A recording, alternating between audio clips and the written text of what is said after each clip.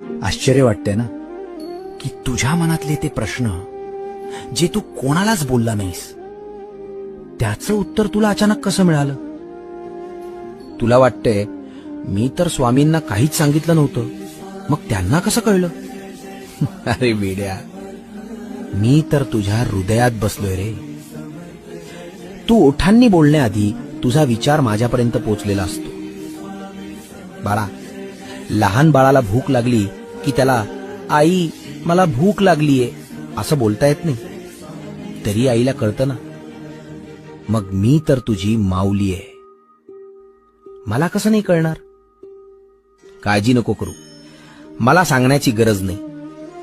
फक्त डोळे बंद कर आणि मला आठव.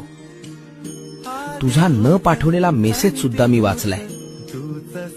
भिवू नकोस, मी तुझ्या पाठीशी आहे.